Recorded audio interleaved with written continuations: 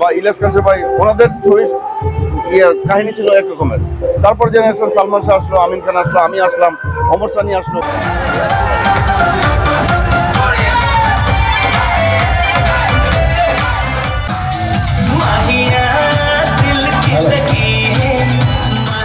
জীবনটা খুব কষ্ট, জীবনে প্রেম করে পেলাম না, কিন্তু বিয়ে খালি বিয়ে হয়, প্রেম হয় না। প্রিয় বন্ধুরা, সার্কাস খেলা দেখতে সবাই ভালোবাসে। এর সঙ্গে এখানে দেখতে পাচ্ছেন চিত্রনায়ক মেহেদী হাসান। খেলা আর চিত্রনায়ক মেহেদীকে দেখার জন্য করে লোকজনের কিন্তু এখানে উপচে পড়া ভিড় এই টিকিট কাউন্টারের সামনে।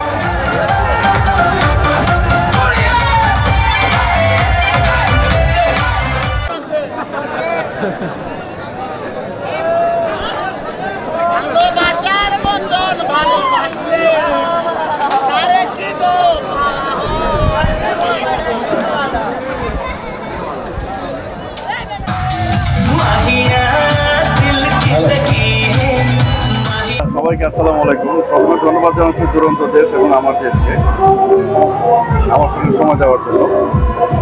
অবসর সময় আসলে আমরা তো ব্যবসা বাণিজ্য করা হয়, সেক্ষেত্রে অবসর টাইম পেলো এটা আমাদের অনুষ্ঠান করা, তারপরে যেটা হয় ছবি অফার, ভালো গল্প আছে, ওই ছবিগুলো করা।